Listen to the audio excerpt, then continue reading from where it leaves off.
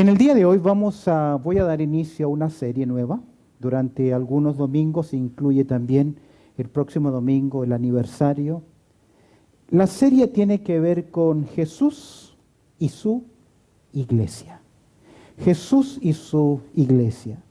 Pero antes de dar inicio a lo que hoy quiero considerar, quiero invitarles a inclinar sus rostros y pedir la dirección del Señor. Bendito Padre Celestial, te damos gracias por tu amor, por tu cuidado, por tu presencia en medio nuestro. Y en el día de hoy queremos implorar tu bendición. Utiliza mis labios y habla nuestras vidas, que podamos sacar verdades prácticas que afecten nuestro corazón. Oramos por quienes hoy no pudieron estar con nosotros por razón de salud, de limitancias. Que tu bendición, Señor, sea sobre sus vidas y que en los próximos días podamos juntos celebrar tu presencia, cantar a tu nombre y lo más importante, oír tu palabra. En Cristo Jesús oramos. Amén y amén. Antes de dar inicio a lo que hoy quiero considerar sobre esta nueva serie, Jesús y su iglesia, tengo algunas preguntas para hacerles. No quiero que me conteste en voz alta, sino que sencillamente son preguntas de reflexión. ¿Cuánto ama Jesús a su iglesia? ¿Cuánto la ama? No me conteste, solo en su corazón. ¿Cuál fue el precio que Él pagó por su amada, por su iglesia? ¿Qué está haciendo actualmente Jesús por su iglesia? ¿Qué hará Jesús al final con su amada, con su iglesia? ¿Comprendo la importancia de la iglesia?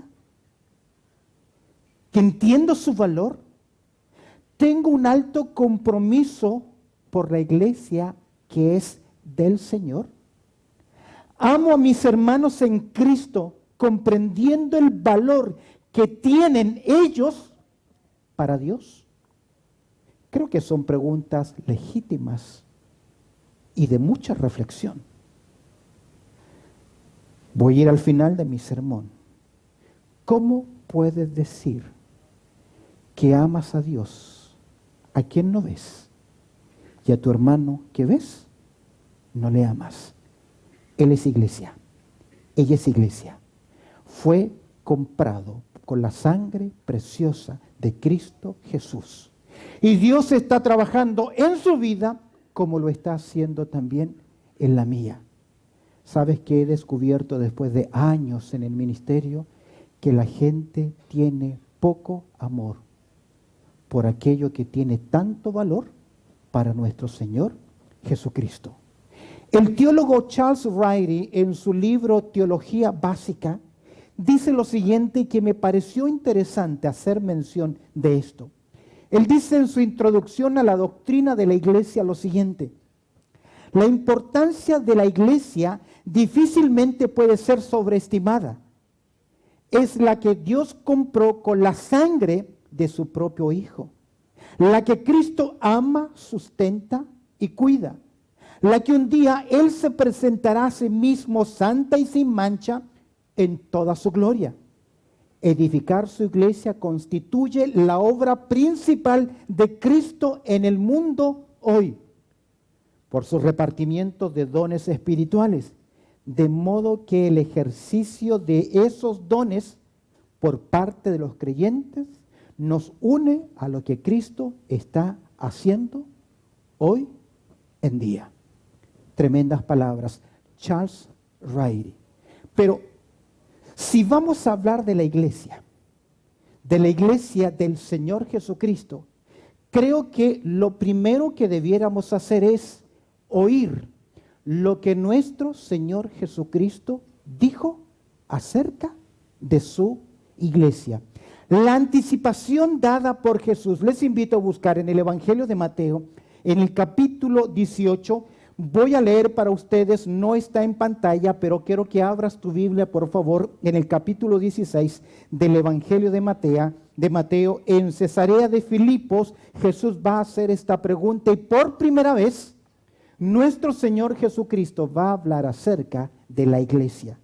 Mira conmigo capítulo 16, verso 13, aunque el mensaje de hoy va a girar en torno al verso 18, una parte del verso 18, dice el verso 13, viniendo Jesús a la región de Cesarea de Filipo, preguntó a sus discípulos, diciendo, ¿quién dicen los hombres que es el Hijo del Hombre? Ellos dijeron, uno Juan el Bautista, otros Elías y otros Jeremías o alguno de los profetas. Verso 15, él les dijo, ¿y vosotros, quién decís que soy yo? Respondiendo Simón Pedro dijo, tú eres el Cristo, el Hijo del Dios viviente. Entonces le respondió Jesús, bienaventurado eres Simón, hijo de Jonás, porque no te lo reveló carne ni sangre, sino mi Padre que está en los cielos. Juntos el verso 18. Y yo también te digo que tú eres Pedro, y sobre esta roca edificaré mi iglesia, y las puertas del Hades no prevalecerán contra ella. Esta es la porción más conocida del pueblo de Dios acerca de la iglesia. Y déjame decirte algo, si vamos a estudiar, si vamos a hablar sobre la importancia de la iglesia, es legítimo entonces considerar lo que Jesús dice acerca de ella. Es interesante, esta es una de las porciones más conocidas por el pueblo de Dios, pero también es un pasaje de primera referencia. ¿Por qué? Porque es la primera vez que aparece el término iglesia en toda la Biblia. No antes, tal vez con traducciones se puede utilizar hoy la misma palabra, pero nunca se mencionó la iglesia hasta esta ocasión que sale de los labios de Jesús. Es la primera mención en los 4 evangelios. Es la primera referencia de Jesús acerca de la iglesia. 2 veces aparece esta palabra iglesia en los 4 evangelios. Y las 2 veces aparecen solamente en el Evangelio de Mateo. La siguiente vez que se hace mención de la iglesia será en el capítulo 18 para cuidar Jesús la santidad de su iglesia local. Esta palabra iglesia aparece alrededor de 114 veces en todo el Nuevo Testamento. Ahora, déjame decirte algo hablando sobre el significado de la palabra iglesia. Esta palabra, como nosotros nos suena en castellano, iglesia, es una transliteración. La transliteración no es una traducción. La transliteración es buscar el sonido más parecido en el propio idioma. En griego, la palabra es eclesía. Es por eso que los traductores hicieron una transliteración del sonido y hablamos de iglesia, iglesia. Ahora, la palabra eclesía era un término muy común entre los griegos, pero escúchame bien, jamás se utilizó para hablar de un culto religioso.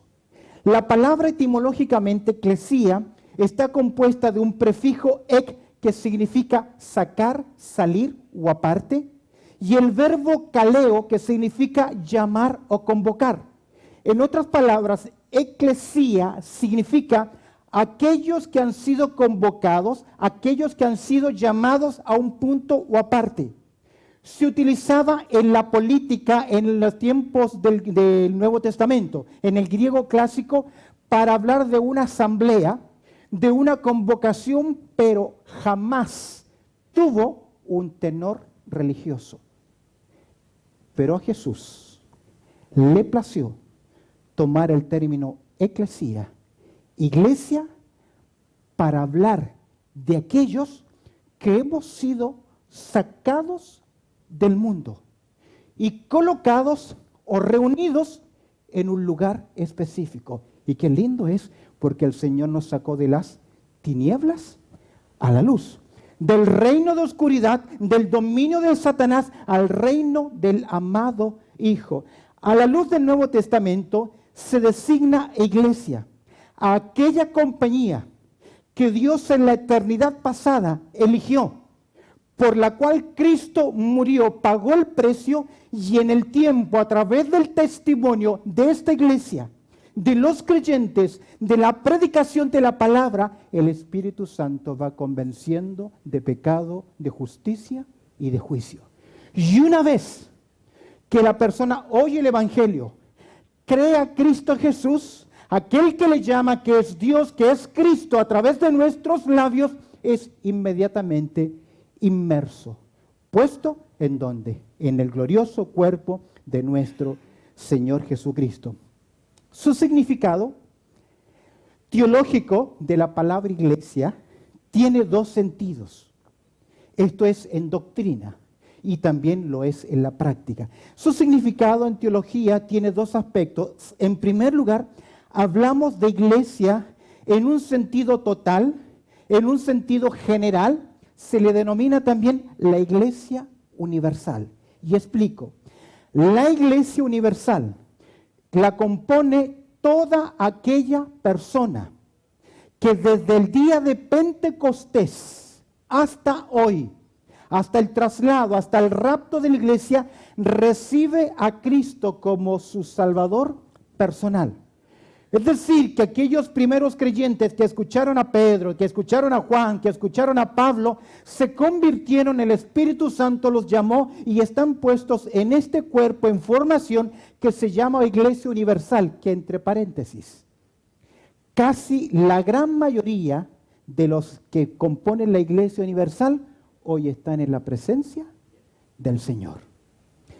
Pero también existe una representación visible de esa iglesia universal o gloriosa que llamémosle invisible. Esa manifestación visible de esa iglesia se le denomina la iglesia temporal o se le denomina conocida también como la iglesia local. Es decir, todo grupo de personas organizados, reunidos en el nombre de Cristo Jesús, que ha formado su liderazgo independientemente del tipo de liderazgo que tenga, pero que se convoca en un punto determinado, es parte de la iglesia visible, de la iglesia invisible, esa es la iglesia local. Ahora, no todo grupo que se reúne en torno a una Biblia es una iglesia. Aquí en Australia, en mi país, mi abuela me decía lo siguiente: estos canutos, decía ella, levantan iglesia como callampas. Las callampas para los chilenos son hongos, que un día que hace lluvia, al día siguiente ya aparece un hongo. Y dicen, levantan iglesias como callampas. Y se enojaron, se dividieron, y cualquiera decidió formar un grupo y comenzar una iglesia. No todo grupo, aunque se reúna en el nombre de Jesús. Jesús dice, donde hay 2 o 3, Él está ahí. Pero eso no significa que sean realmente, ¿qué cosa? Una iglesia local. Una iglesia local tiene su organización, tiene su credo, tiene su sistema de adoración. Ahora, esta es una iglesia, esta iglesia local, cada vez que es convocada, cada vez que se convoca, cada vez que un varón se pone frente a un grupo convocado, en ese mismo momento ese grupo local entra en función y entran ante la presencia del Señor. Ese hombre que preside, es por eso que las Escrituras dice, quiero pues que los hombres oren en todo lugar. Y el término ahí es específico, es Andraes, andros, varón, que hace un llamado, una convocación. Nosotros estamos ante la presencia del Señor, todo el pueblo en solemnidad ante la presencia del Señor apoya ya sea la dirección, ya sea la oración, con un amén, y así sea. Amén. Eso es cuando el pueblo es convocado. Ahora, cada iglesia tendrá su sistema, sus tradiciones, sus prácticas. Hay iglesias donde lo primero que hacen las damas cuando entran se ponen su mantilla y lo hacen en reverencia porque la iglesia ha sido ¿qué? Convocada delante del Señor, independientemente denominación o función. Cuando se preside y se eleva a la oración y se invoca al Señor, todos estamos ya ante la presencia del Señor. Ahora, lo lindo es cuando Dios visita en una forma más especial esa congregación y es en libertad se mueve el Espíritu del Señor. ¿Qué aprendemos de la primera mención hecha por Jesús entonces? Quiero que rápidamente, después de esta introducción, para hacer ver la importancia de lo que dice Jesús y de la iglesia, quiero que consideremos 5 verdades de esta declaración hecha por Jesús acerca de la iglesia. 5 verdades que vamos a extraer del capítulo 16, versículo 18, o parte del verso 18, pero que debemos prestar atención. ¿Por qué? Porque son palabras ¿de quién? Del propio Señor Jesucristo. Y déjeme decirle algo. Nosotros, el liderazgo, como siervos del Señor, debemos sujetarnos más a la enseñanza de Jesús, a su voluntad, que a nuestros propios deseos y nuestros propios caprichos. Por eso, hablar de la iglesia del Señor no es cualquier cosa. ¿Sabe qué ha ocurrido históricamente en muchas de nuestras iglesias acá? Que la mayoría de los hermanos tienen sus prácticas que aprendieron de sus iglesias. No puedo decir que son buenas o malas, pero no puede venir a imponerlas, porque cada cosa que hacemos o que debemos hacer dentro de la iglesia, nosotros debemos buscar ¿qué cosa? El consejo de la palabra de Dios. Basta ya de acomodar la iglesia a los beneficios personales, de acomodar programas, horarios y actividades para no perder a las personas. Es por eso que hoy las iglesias son un programa, son producción, son entretenimiento, porque si no, la gente no se quiere congregar porque no quieren adorar a Dios y no quieren escuchar la palabra de Dios. ¡Uy, qué largo, qué larguero! Escúcheme bien. El pueblo del Señor históricamente se reunió para adorar al Señor y escuchar ¿qué cosa? El eterno consejo de la palabra de Dios. ¿Qué aprendemos? ¿Qué consideración? Primera consideración que debemos ver en esta declaración hecha por Jesús. Esta primera verdad es el cimiento de la iglesia. Jesús dice sobre esta roca. Mantén tu Biblia abierta. Recordemos el contexto. Jesús hace una pregunta a los discípulos. Jesús pregunta en verso 15, ¿quién dicen los hombres que es quién? El Hijo del Hombre. Jesús se llama a sí mismo el Hijo del Hombre. Cuando tú estudias los evangelios, jamás una persona, un hombre le llamó a Jesús el Hijo del Hombre. Cada vez que aparece esa referencia, salió de los labios de Jesús, solo con una excepción. Esteban. Y el día que lo pronunció, lo apedrearon. Porque el término Hijo del Hombre resume la misión de Jesucristo viniendo del cielo a la tierra. Porque el Hijo del Hombre vino ¿a qué? A buscar y salvar lo que se había perdido. Luego él pregunta, verso 15, y él les dijo, ¿y vosotros quién decís que soy yo? Observa el verso 16. ¿Cuál fue la respuesta de Pedro? Tú eres ¿quién? El Cristo, el Hijo del Dios viviente. Permíteme poner esa frase en estos términos como lo enfatiza el griego. Tú eres el Mesías, el único, del único Dios vivo. No hay más. Y eso realza el concepto que se debe tener acerca de Jesús. Jesús es Dios. No los escuché. Jesús es Dios. ¿No lo creen? Jesús es Dios. Él es Señor. Él es soberano. Le pertenezco a Él.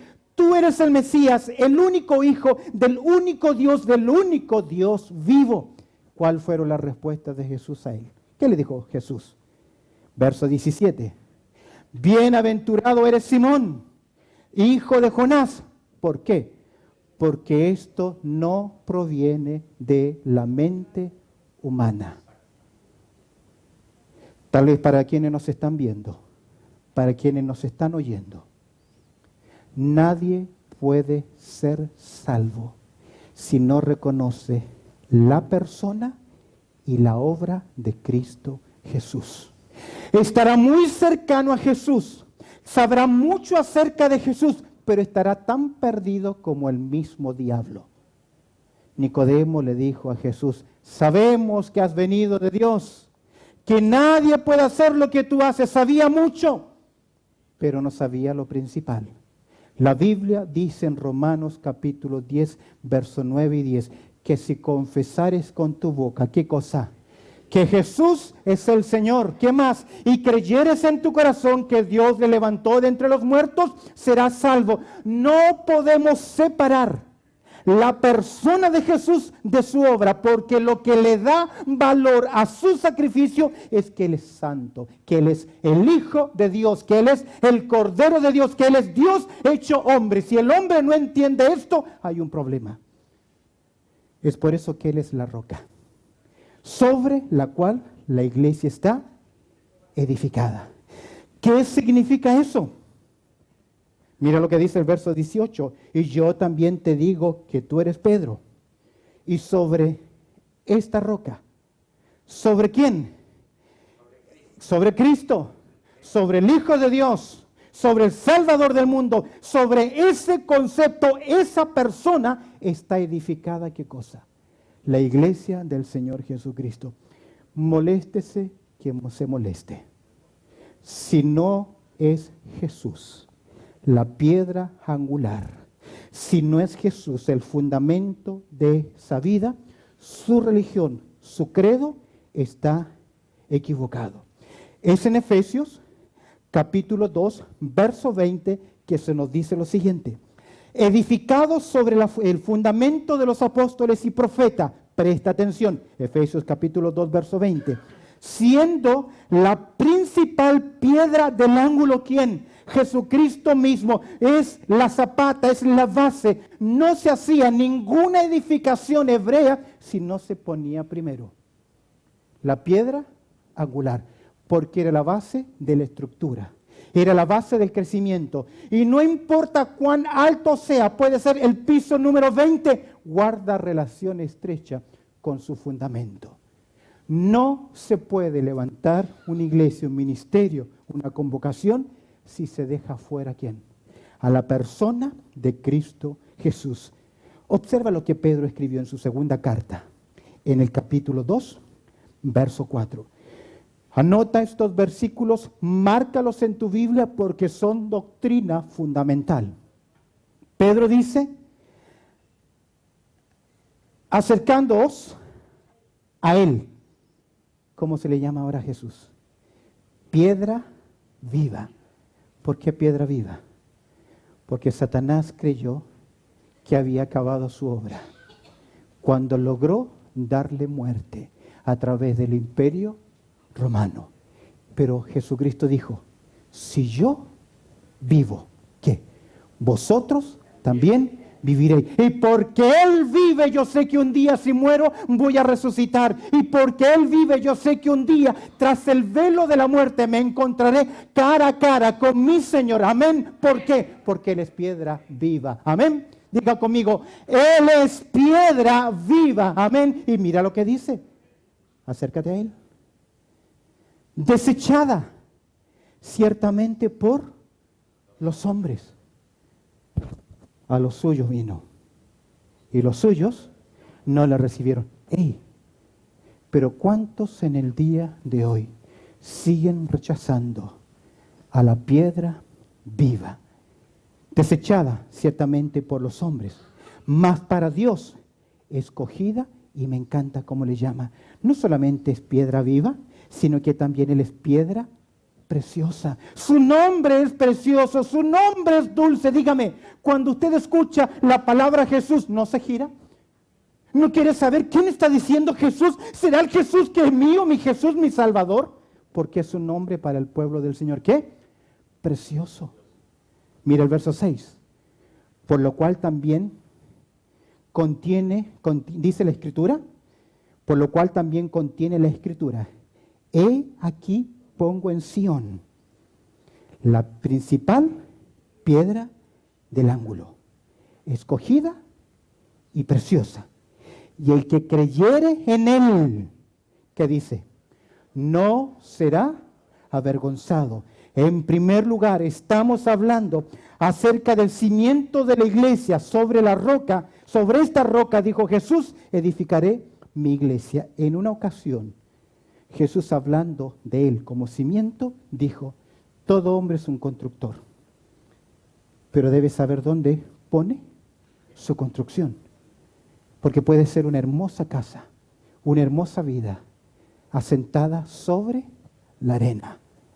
Va a venir el viento, va a venir el agua y se va a desvanecer. ¿Usted ha visto una casa llevada por las aguas, por la inundación? El agua se abre su curso, el agua arrasa y no hay más, porque no hay nada de fundamento.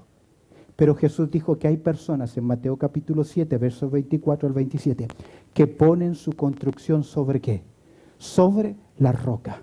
Estar sobre la roca, escúcheme bien, no impide que no venga el viento.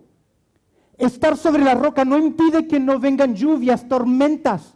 No lo impide porque en el mundo vamos a tener siempre que aflicción. Pero ¿qué dijo él? Confiad en mí.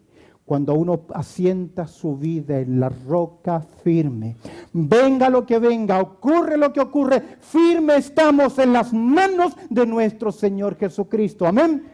Porque Él es la roca, el cimiento de la iglesia. Pero déjame decirte algo. ¿Qué pasa si yo rechazo ese fundamento? Jesús lo anticipó y en Lucas capítulo 20, verso 18, después de contar Jesús una parábola de los labradores malvados. Ese señor tenía una viña y luego envió a un criado. ¿Qué hicieron los labradores malvados? Lo mataron. Envió otro criado y ellos, los labradores malvados, lo mataron. Y luego el dueño de la viña envió a su propio hijo. ¿Y qué hicieron los labradores malvados? Lo mataron. Y Jesús dice lo siguiente, capítulo 20 de Lucas, verso 18. Todo el que cayere sobre aquella piedra, ese es Cristo, será quebrantado. Mas sobre quien él cayere, lo desmenuzará. En otras palabras, el que cree en el Hijo tiene vida eterna. Pero el que no cree en el Hijo no verá la vida, sino que la ira de Dios está sobre él. Para el que cree, Cristo como roca es base, fundamento. Pero para el que no cree, es piedra de tropiezo y también de perdición. ¿Por qué? Jesús lo dijo. Yo soy el camino, la verdad y la vida. Nadie viene al Padre si no es por mí. Hay grupos que llegan a su puerta y le hablan de lo que creen. Próxima vez que llegue a su puerta esas personas, esta religión, dígales, explícame el Evangelio para ser salvo. Se lo van a explicar. Van a hablar de su reino, de su organización. Luego dígale, quiero estar seguro de que estoy entendiendo el Evangelio. ¿Me lo puede volver a repetir? Y te van a hablar de lo mismo. Luego dígale, quiero estar seguro si yo entendí lo que es el Evangelio que salva. Y usted repítaselo a esa persona y pregúntele, ¿es lo que ustedes me dijeron? Sí. Luego le digo, tengo una confusión. Y llévelos a 1 Corintios capítulo 15, donde dice que el Evangelio ¿qué es? Que Cristo murió conforme a las Escrituras, que fue sepultado y que resucitó al tercer día conforme a las Escrituras. Si estas verdades no son creídas, Pablo lo dice, habéis creído en vano. Y luego pregúnteles. Yo les pregunté 3 veces, este es el Evangelio. Pero a la luz de las Escrituras, este es el Evangelio. ¿Sabe qué me demuestra eso? Que todo lo que usted me ha dicho, no importa quién se lo haya explicado, es contrario a lo que dice su Biblia. Y déjelos ahí. Que el Espíritu de Dios lo va a llevar porque usted los va a impactar y lo va a confundir. Porque si usted quiere argumentar deidad de Cristo, todo lo demás, están preparados. ¿Por qué? Porque hay que volver ¿a dónde? Al fundamento. ¿Y cuál es el fundamento? La persona de Cristo Jesús. Cristo no solo es piedra viva y una piedra preciosa, sino que también es una piedra de tropiezo y roca de escándalo. Y los que no se convierten serán destruidos por Él. Qué importante entonces que Jesús dijo, sobre esta roca. Queridos, el día que desde este púlpito, desde este lugar, se deje de hablar de Cristo, no lo dude, váyase. No lo dude, váyase. Pero mientras se ponga en alto a la persona de Cristo Jesús, persevere y crezca, porque Él es el fundamento, no en ningún otro hay salvación, porque hay un solo Dios y un solo mediador entre Dios y los hombres, se llama Jesucristo. Acá en el techo tenemos puesto una cosa: Jesucristo es el que salva, amén. ¿Lo cree? ¿Cuándo fue la última vez que usted le dijo eso a una persona inconversa? ¿Cuándo se lo dijo? ¿Hace 2 días atrás? ¿Hace una semana atrás? ¿Anoche? ¿Nunca se lo ha dicho a alguien? Algo está mal. Consideremos 5 verdades de esta declaración de Jesús acerca de su iglesia. El cimiento de la iglesia, la roca sobre la cual es edificada. Segundo lugar, observa conmigo, tu Biblia abierta, Mateo capítulo 16. La conexión de la iglesia. Quiero que prestes atención. Ya hemos hablado del cimiento. Ahora vamos a hablar de la conexión de la iglesia. En segundo lugar, quiero que observes acá en la conexión. Jesús dijo, sobre esta roca edificaré, ¿qué cosa? Mi iglesia. Mi iglesia. Jesús afirma que la iglesia sería construida sobre Él, como roca, de forma tal que se ve a sí mismo inseparable de su iglesia. Usted sabe que los americanos tienen un dicho que dice, camina como gallina sin cabeza. Porque ellos acostumbran a matar a la gallina, la toman del pescuezo, la giran y luego con un impulso la tiran y se quedan con la cabeza en la mano. Y la gallina o el animal va corriendo por inercia o por nervios hasta que finalmente queda ¿qué? Se desploma y muere. No existe una cabeza sin cuerpo y no existe un cuerpo sin cabeza. ¿Cómo puedo yo crecer en mi amor a Cristo, en mi devoción con Dios, si no tengo relación con el cuerpo de Cristo? ¿Me explico? Usted y yo somos amigos. Y yo te digo, mira, yo soy amigo tuyo, vamos a comer, pero no quiero que invites a tu esposa. Con ella yo no me quiero relacionar, no la quiero ver. Y si yo llego un día porque tú me invitaste a tu casa y tu esposa está ahí, está bien, que nos atienda, pero no quiero que me hable, no quiero que me mire, no quiero que me pida ningún favor, porque tú eres mi amigo y no ella. Ese tipo de persona, ¿sería tu amigo? ¿Por qué? ¿Por qué?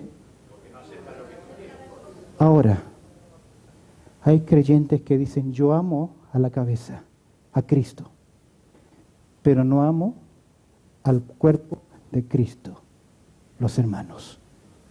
Y me molesto, me enojo, me voy, no estoy con el pueblo del Señor.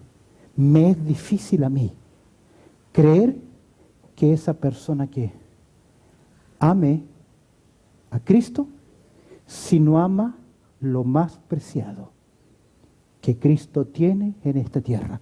Tú y yo. Ahora yo sé, como varias veces le escuché a mi suegro decir, No soy monedita de oro para caerle bien a todos. Y la verdad que hay hermanos que son difíciles en la fe. Y yo diría, qué plomazo que son. Pero Cristo murió por él, por ella, y también murió por mí. Y yo no tengo, escúcheme bien, no tengo ningún derecho a rechazar a aquella persona que Cristo murió por ella. Y yo me pregunto en este punto, después de haber predicado, escúcheme bien, 12 sermones sobre tu responsabilidad y mi responsabilidad, los unos a los otros. El que menos estuvo en 4. Tal vez tú estuviste en los 12 sermones. Yo quiero hacerte una pregunta delante del Señor. ¿Qué has practicado de esas 12 exhortaciones que el Señor le ha dado a usted y a mí? ¿Por qué no crecemos? Porque estamos desconectados con la cabeza y también estamos desconectados con el cuerpo. Observa lo que dice el apóstol Pablo en Efesios capítulo 2, versos 22 y 23.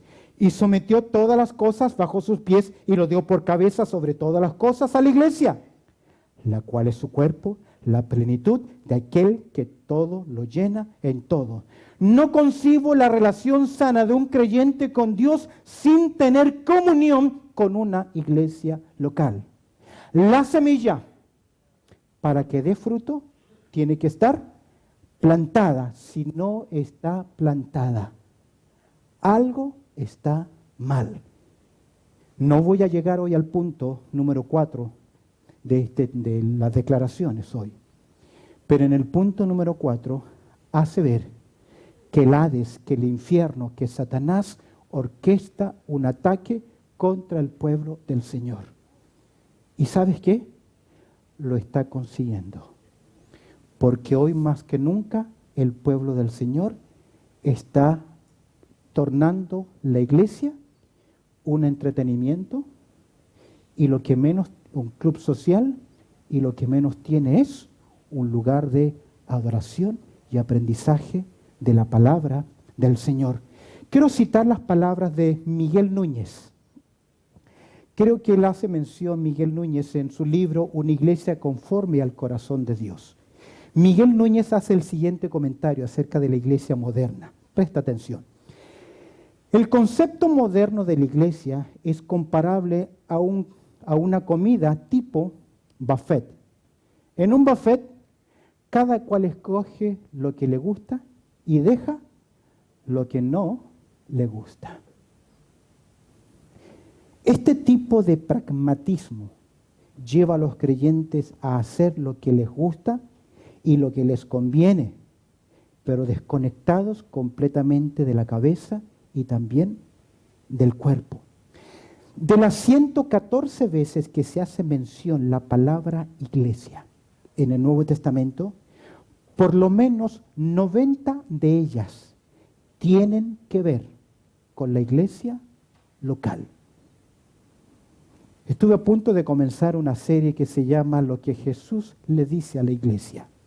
Y quería tomar las 7 iglesias de Apocalipsis, que son 7 iglesias históricas, que representan la historia de la cristiandad, pero que también caracterizan a cada iglesia y cada creyente. Y con la excepción de una. El resto son palabras de crítica que el Señor hace a las iglesias. Porque aunque estamos estructurados, no siempre hacemos lo que es correcto. De hecho, déjame cerrar este punto acá. De hecho, para el primer siglo de la era cristiana, era inconcebible mentalmente que hubiese un creyente sin estar involucrado en una iglesia local. No era ese el sentir, ya que la gente del primer siglo, cuando veía la iglesia, decía, mirad, miren cómo ellos se aman. De hecho, el libro de los Hechos en el capítulo 2 dice que el Señor y la iglesia infundían temor. Llegaba a impactar que esa congregación, cómo se amaban, cómo se cuidaban, cómo se mantenían esa comunión y compartían todo de acuerdo a las necesidades. Y la gente los miraba y quedaban impactados. ¿Sabe qué es lo que ocurre hoy en día? Cuando alguien se reúne, un grupo se reúne y crece, la gente levanta una ceja y pregunta, ¿qué estarán haciendo? ¿Qué estarán haciendo? No existe un creyente desconectado de la iglesia. Donde Dios nos pone es donde usted y yo debemos servir. Donde Dios lo establece, ahí usted debe crecer y alimentarse. Pero no debe estar tipo buffet. Saco de aquí, saco de allá, esto me gusta, esto no me gusta. Cuando yo entro en iglesia, mientras me mantengan con qué, con Biblia abierta, yo debo sujetarme a lo que se me está diciendo.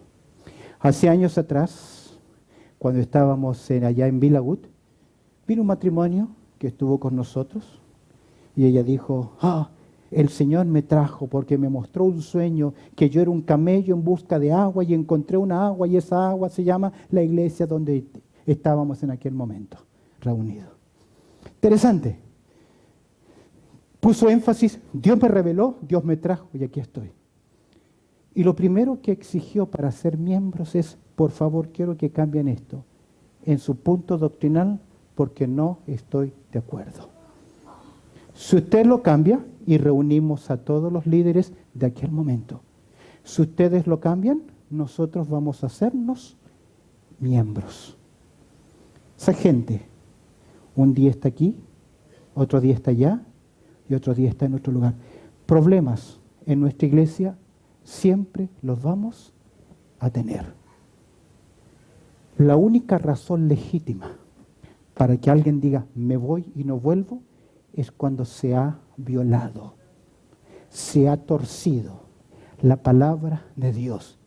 Pero es porque a mí no me gusta el carácter, del pastor Lozado, perdón, no el mío. Si a mí no me gusta el carácter del pastor Andrés o del anciano tanto, de la persona tanta, no es razón suficiente. Porque el problema no está en el carácter de él y ella. El problema está en usted que no ha aprendido a soportar los unos a los otros.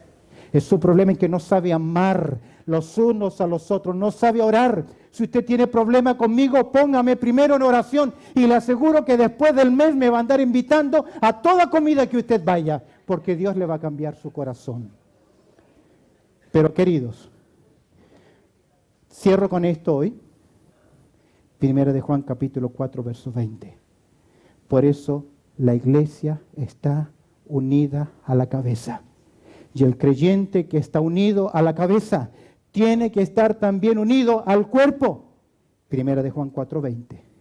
Si alguno dice, yo amo a Dios. ¿Cuántos aman a Dios? No lo escucho. ¿Usted ama a Dios?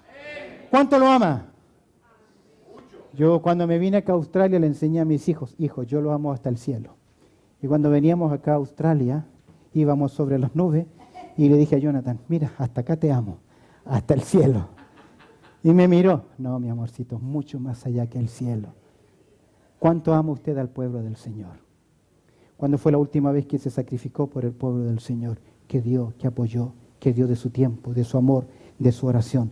Si alguno dice, yo amo a Dios, ¿y qué? Y aborrece a su hermano, ¿qué dice? Dígalo, ¿qué es? Mentiroso. Más fuerte, ¿qué es? Mentiroso. No mire a nadie, no mire al de al lado y le diga mentiroso, míreme a mí nomás, míreme a mí nomás. Si alguno dice yo amo a Dios y aborrece a su hermano es mentiroso, pues el que no ama a su hermano, ¿a quién ha visto? ¿Cómo puede amar a Dios? ¿A quién? No ha visto. Mayor explicación no necesitamos. Si para Cristo tiene tanto valor. Ese creyente, ese hombre, esa mujer, el mismo amor debe tener usted para con el pueblo del Señor. No se vaya hoy sin decirle a los hermanos: te doy gracias por ser parte de esta familia espiritual. Marcos Vidal tiene un precioso canto que dice: no son muchos, pero Dios los puso ahí. Hay algunos complicados, difíciles, pero somos el pueblo de Dios. Somos la iglesia visible en este lugar. Y aquí usted y yo debemos dar testimonio, porque Jesús dijo: edificaré mi iglesia. Bendito Padre Celestial, te damos gracias, Señor, por tu amor y también por tu cuidado, por lo bueno que tú eres y por esta oportunidad que nos das de poder celebrar tu presencia. Te agradezco por cada hermano, por cada hermana. Solamente te pido que añadas tu bendición en lo que hemos considerado en el día de hoy. Y si hay alguien que necesita cambiar su forma de pensar acerca de la iglesia, su forma de actuar, que hoy sea el momento y que de aquí en adelante podamos expresar más nuestro amor por el pueblo que tú nos has dado. Y que tal vez la mejor pregunta que podamos hacer: ¿qué puedo hacer para bendecir y ser de bendición a mis hermanos? En Cristo Jesús oramos. Amén y amén.